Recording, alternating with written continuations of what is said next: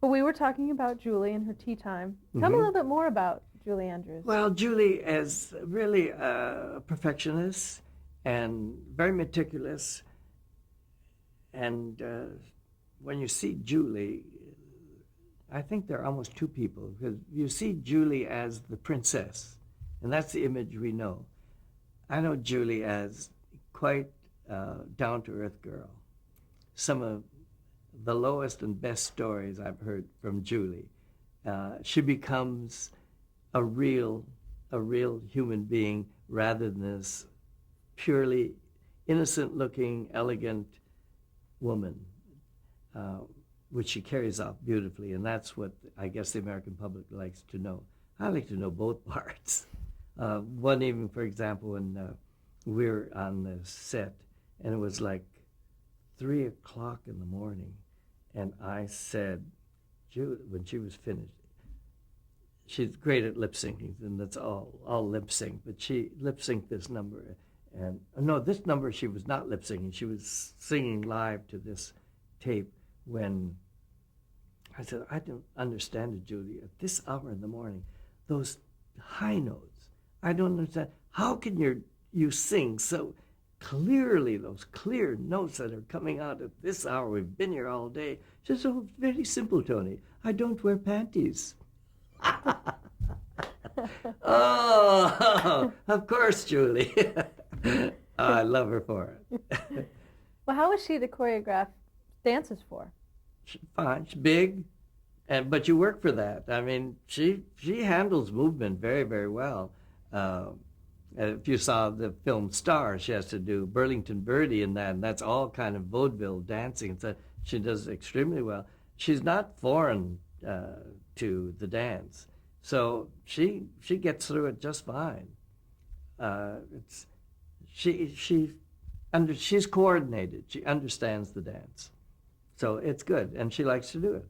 Didn't she recreated a lot of her famous roles during the show, didn't Hmm. she? Hmm. So you did. She did, yeah. The one we had all three of her on, and the opening show was Julie, Liza Doolittle, and Mary Mary Poppins. Poppins. All three, and that took like all day to do. But I thought I just played the tape the other night, and when I looked at it, I said, "My God, we did a lot of work on that."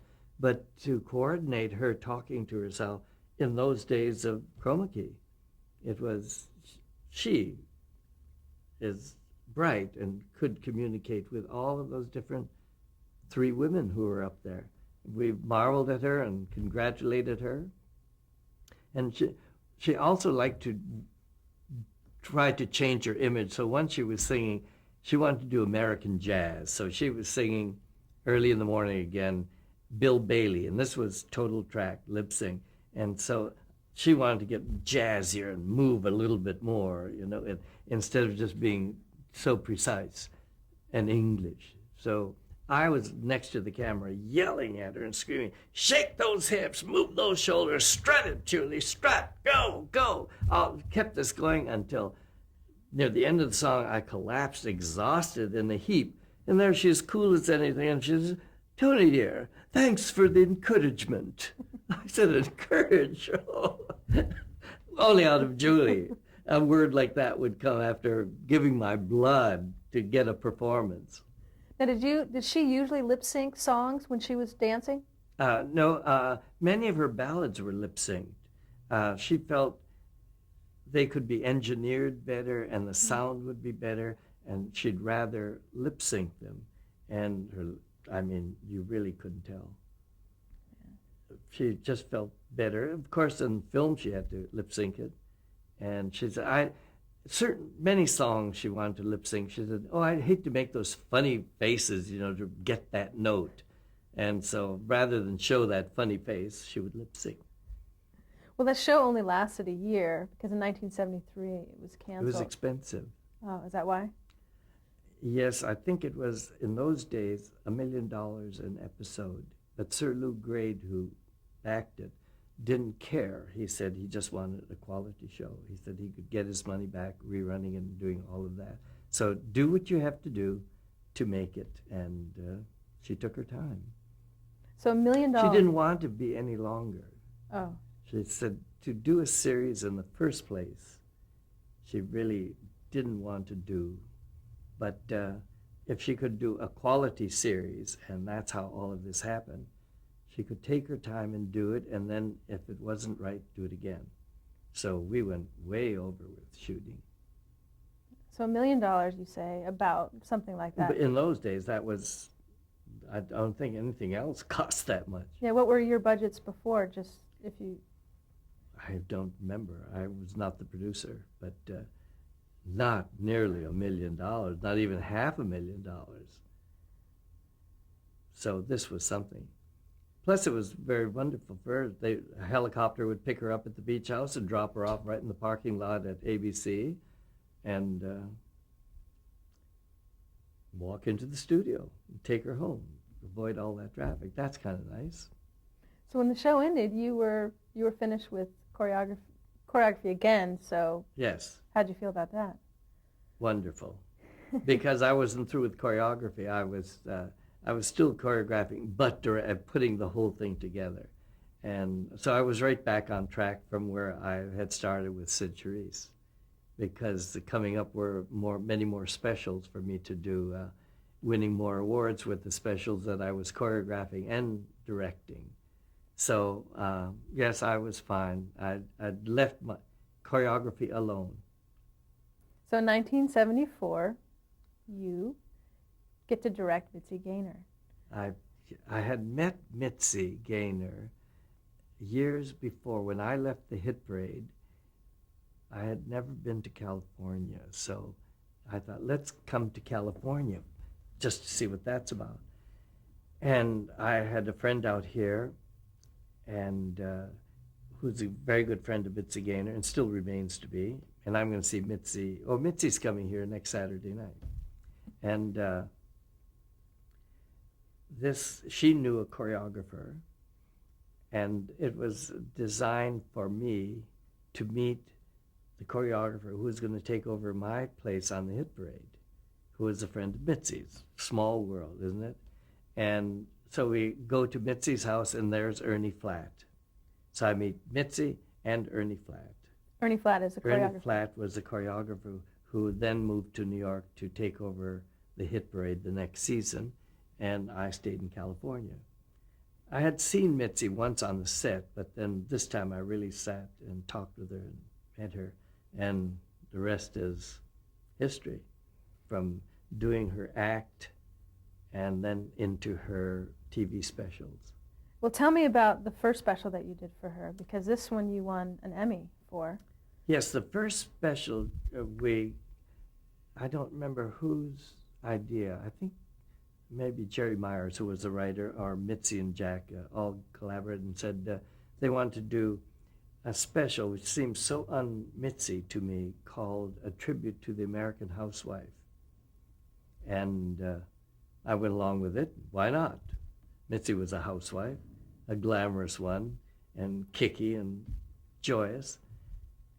And we seemed to come through with it all right. The opening number seemed to work great on a little statistical type opening number, like, do you know how many beds a housewife makes in a year? And lights would come up and we'd show these piles of beds and how many dishes a housewife washes in a year. And so all of this, we filled Studio 4 at NBC with all of these things that she was talking about. It really was rather effective. And of course, for an American housewife, it became a very grabbing number, because they say, yeah, see what we do, see what we do. And then winds up with, and how many husbands? And her husband walks on, Jack, so, and one husband. That was the end of the opening number. From there on, the thing took off up to where television came in. And this is what really gave me the Emmy.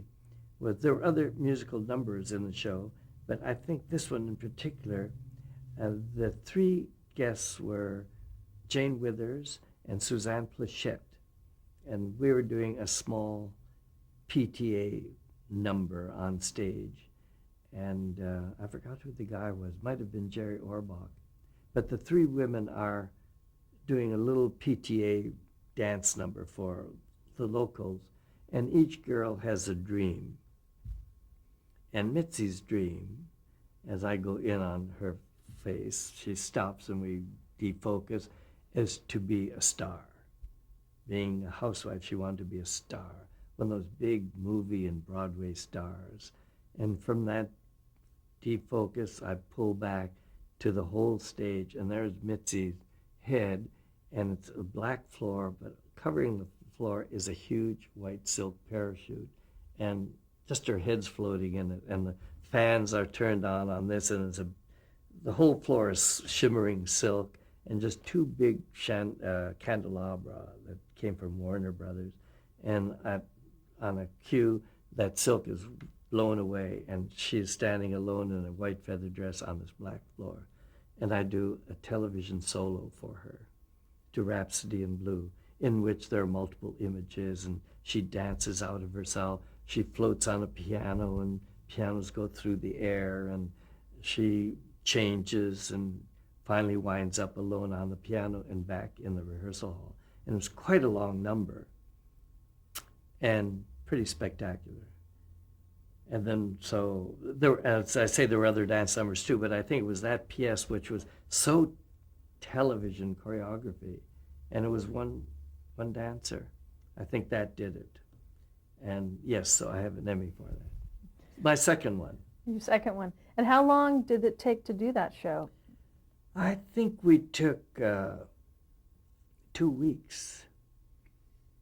And then we would shoot, I think it would take us about 4 days to shoot the show. Generally, we had it in 4. And of course, that number had to be edited because of adding a piano or adding prop pieces and stuff. But again, we kept our editing to minimal rather than changing every shot like I just did with the Blue Suede Shoes Ballet, the Presley Ballet, which will be on in March. And this one was, again, shooting it live because it was a dance performance. I didn't want to stop her too often because the energy starts to go and you have to recover that energy. This way I said, go for it, go for it. If you do it once, that's all you have to do it. And she'd go for it.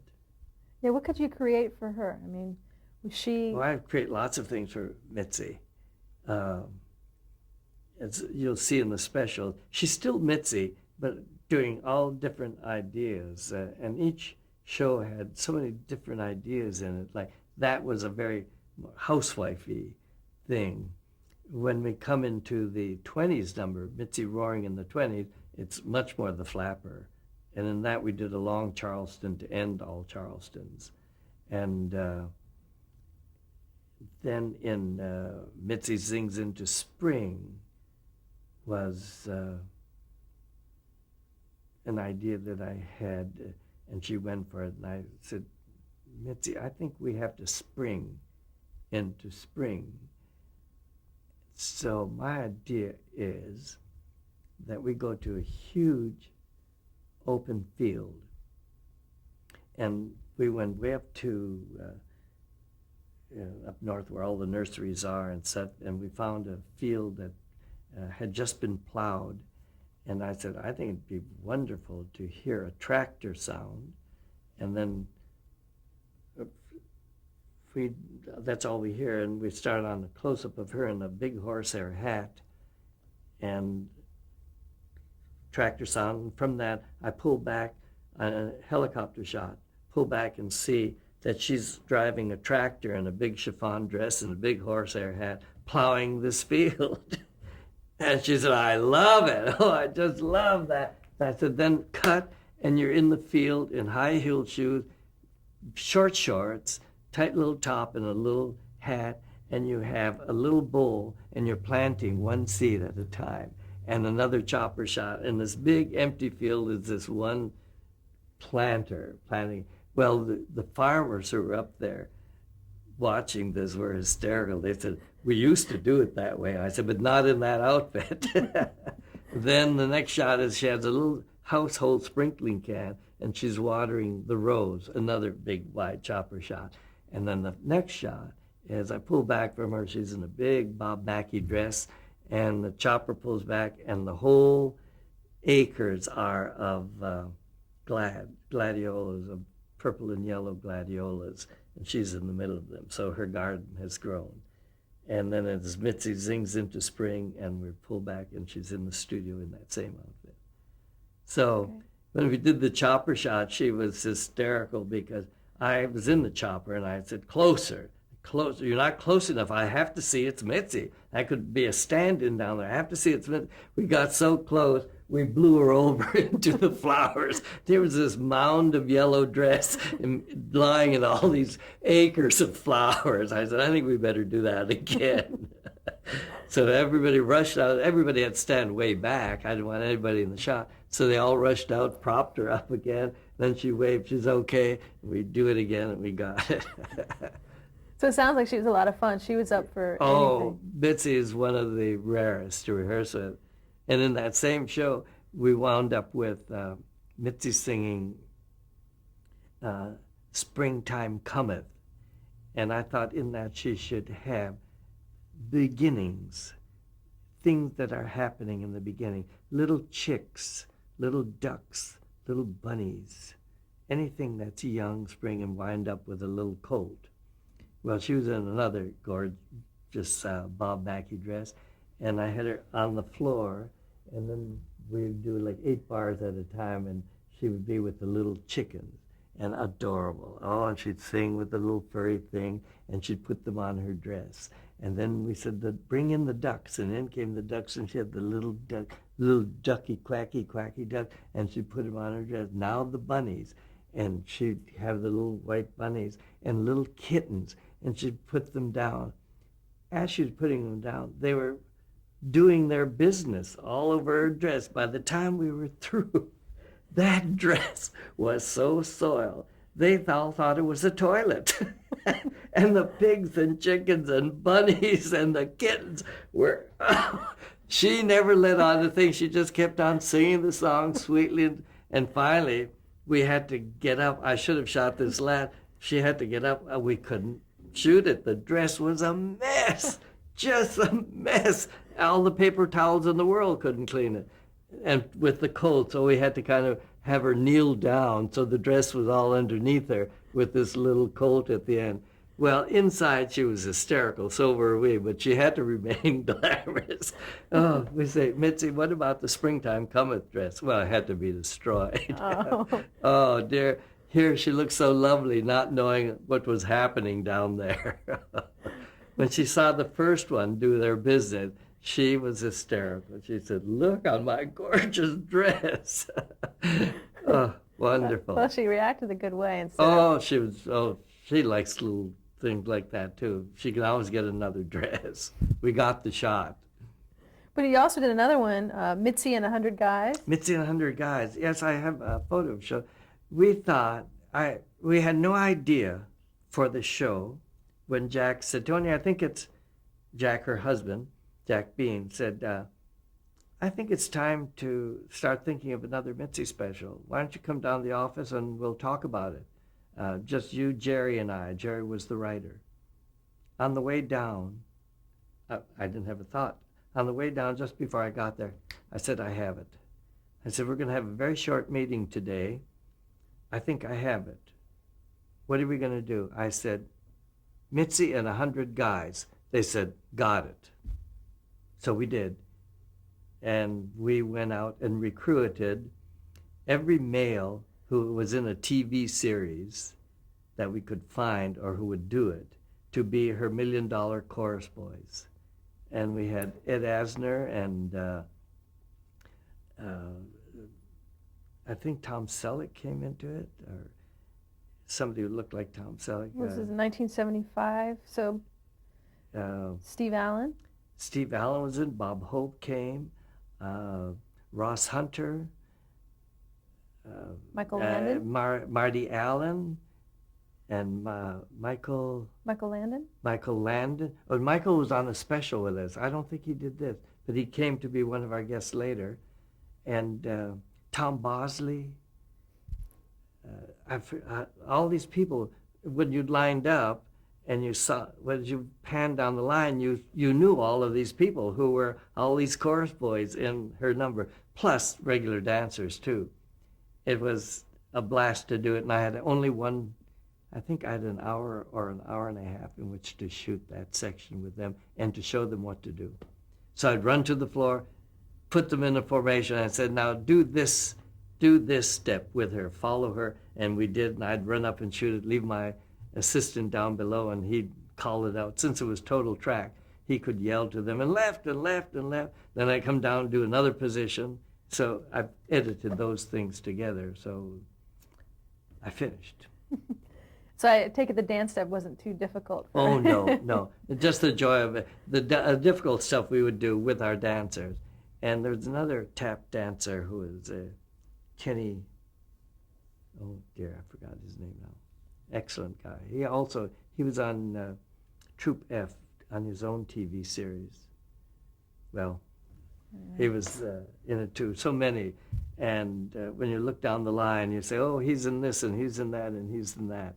So it was a good gimmick. And our next, to get 1,000 guys, Mitzi and 100 guys, to get more, we wound up doing another cakewalk with the USC marching band. So they came in marching, and they did a wonderful rap for us. When we finished that number, the whole band said, bring Mitzi out, and they played numbers to her. And I taped that too. I said, just in case. And looked glorious. We left the wrap of that show so happy. We always had a wonderful time shooting with Mitzi because she's always there, and her energy spills over onto everybody. Was it tough convincing a lot of the successful men to participate in the show? Not really. If their schedules worked, those who wanted to were shooting or doing something, but the others, when we made it on a Sunday, and we'll say, we'll work around your schedule, come to us, and in an hour, no more than an hour and a half is all we need you. And so they did. Just, you can come dressed in a tuxedo, and we'll do it. That's great. So it worked out. It looks great. There's a lot of footage of that. That's good. Well, in 1978, you had done, up to that point, you had done a special a year for Mitzi. Mm-hmm. But why did they end? Why no more? I don't know why. We always got excellent reviews in the time. Sears and Roebuck was a big sponsor. I guess they wanted to move on to something else. I don't have an answer for that because we did it each time. Maybe they dropped out as a sponsor, and so it stopped. But Mitzi's still going. In fact, we're in pre-production now and getting something ready for her. Oh, really? It might wind up on TV. Right now it's for the concert field. I Can you do tell other us? things besides TV too. Can you tell us what it is? Not yet, Okay. because I just have had one meeting with her and she likes the idea, so it's there. Oh, good. And hopefully it'll be on within the year. Oh, good. Well, another lady that you worked with, 1977, you directed and choreographed a special for Shirley MacLaine. Oh, yes. How did that come about? Another favorite. Yeah. Well, I guess I was the second choice for that show. I found out later. This is Gypsy in My Soul. Gypsy in My Soul was a dance special dedicated to the chorus dancer. And Fred Ebb and John Kander did the music for all of this, and I choreographed and directed it, and we all came up with all the dance ideas. Mostly I came up with all the dance ideas that we would do through the show, and Fred and John did special music and a special song for her. And we did it from top to bottom, singing and dancing, and it just was magic the way it started, from when we started to rehearse and finish one number, and we had a group of dancers, finished one number, and then I would start another. And as I went into the next idea, which was totally different, and Shirley's enthusiasm for what we were doing, you just knew she was so comfortable and loved what was happening that it was wonderful to work. And then we had Lucy come in And that changed. Lucille Ball. Lucille Ball, because that changed because Lucy can move, but she had been in this skiing accident, had a pin in her leg, and she kept reminding us of that all the time. Now, I said, well, I'll put everything on the other foot, Lucy. Don't worry about your pin. And so when we got through with all of the stuff that was happening, we knew it was kind of good. And even to the ending, when I came up and Shirley, what are we doing for the finale? And I said, I had an idea, and now I'll tell it to you, that I think you should come out there and say, there's something I've always wanted to do. I've always wanted to choreograph an audience. Now, Shirley's not a choreographer, but for the sake of the show, I've always wanted to choreograph an audience. And then she'd laugh. And she said, now today I have a chance, because we had invited only dancers to be our audience for the taping. And all calls went out to all the Broadway shows. We taped it in New York. Any dancer was allowed to come and supply her name and so forth, and we'll let you in at the door. So she said, you all do, and I gave her stuff to do, and then you all do this, you all do this, assembly, and then you do that. Here we go. That one would start, and then she'd conduct the next, and then she'd conduct the next, and then she'd go back to these, and now these would do it, and then that. And so she would conduct it like an orchestra, and then now everybody, and then the whole thing. And of course I shot all of this so you could see her brass violin section, her brass section, and all that was happening as she was choreographing. And now she said, now everybody on stage. So all the audience came on stage, and we did a strut ending with Shirley and Lucy and everybody. That ended her special, and that won everything that year. An Emmy, a Directors Guild Award. Directors Guild Award, my first Directors Guild Award. Oh, that was a thrill. I can't tell you the thrill, because of so many directors in the business, and then to be honored by them was really overwhelming. And when I did my acceptance speech, I guess I was funny, because George Schaefer was the president that year, said, I think you should win every year just so we can hear your acceptance speech. You don't remember what you said? I don't. I remember this after the second one, what I said, when I won again. We'll bring that one up, because I know when that one happened. And I'm going to take a break now. Okay. And then we'll change tape. I'll see.